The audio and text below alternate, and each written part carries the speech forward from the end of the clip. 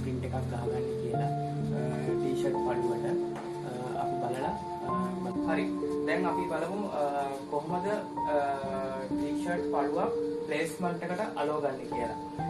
මුලින්ම මේ board system එකේදී table system එකයි board system එකයි වෙනස්.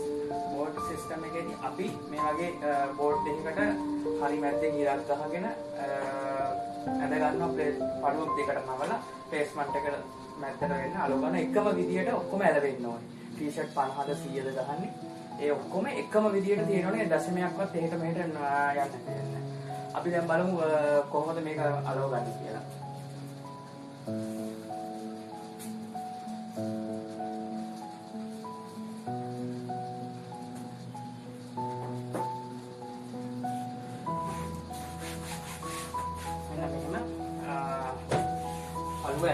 මේක අඟල් 8ක විතර print එකක්. පළලත් අඟල් 6ක් විතර තියෙනවා. මෙන්න මේ වගේ එකම placement එකට මෙන්න මේ වගේ board එකකට ඇඳගෙන අලෝ ගන්න ඕනේ. මෙයා pin 4 තියලා එකම විදියට set වෙන්න. අලුතෙන් screen printing කරන කට්ටියට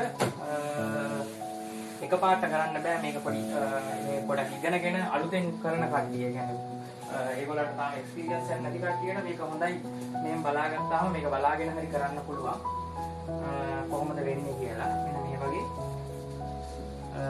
මුළු t-shirts ඔක්කොම එකම ගානට ඇලවෙන්න ඕනේ. අපි ඊට පස්සේ එකම ගානට දැන් අලෝලා අපි ඊළඟට print එක ගහනකොට අපි ආයි හරි දැන් අපි මේ ඩිසයින් එකේ පළවෙනි කලර් එක තමයි මේ දැන් ගහන්න යන්නේ. අපි බලමු කොහොමද ගහන්නේ කියලා. මේකේ කලර්ස් තුනක් තියෙනවා. පළවෙනි කලර් එක සාමාන්‍ය පැච් එකක් තියෙන්නේ ගහන්න. ෂොට් තුනක් ගහන්න ඕනේ තුන් පාරක් වේල වේල. අපි ගහමු බලන්න.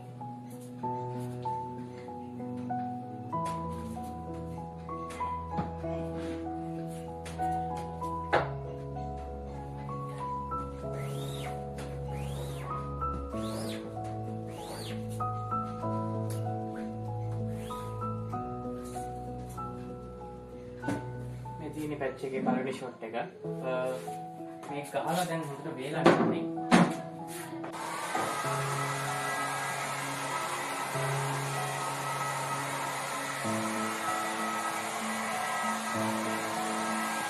හරි දැන් අපි මේක වේලා ගත්තා. දැන් මේ අපි දෙවෙනි ෂොට් එක තමයි දැන් ගහන්න යන්නේ.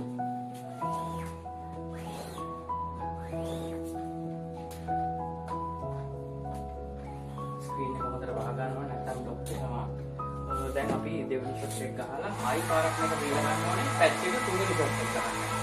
පැච් එක ෂොට් තුනක් ගහන්න ඕනේ. නැත්නම් කවරින් එක මදි. කියන්නේ ෆැබ්‍රික් එක රෙද්ද උඩට පේනවා අලු ගතිය. පැච් එකක් ගහලා තමයි අනිවාර්යෙන් ගහන්න ඕනේ.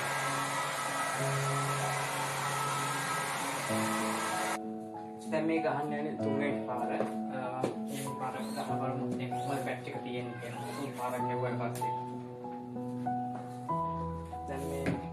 තුන් පාරක් තමයි හොඳට සුදු පාටින් කවරින් වෙලා තියෙන්නේ. දැන් මේක හොඳට වේලෙන්න තියලා අපි ඊට පස්සේ තමයි ඉතුරු කලර්ස් ටික මේකට ගන්න. ඊළඟ කලයකට යන්නේ ඒක රතු පාට ගහන්න තියෙන්නේ. අපි බලමු කොහොමද ගහලා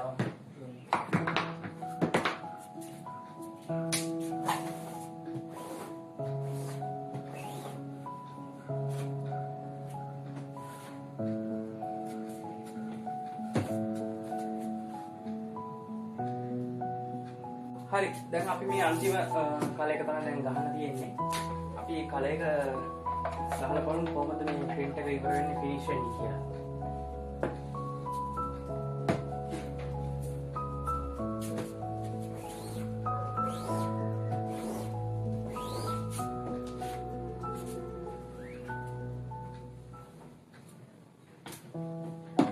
මෙන්න මෙහිමයි ඊට පස්සේ අන්තිම ලුක් එක.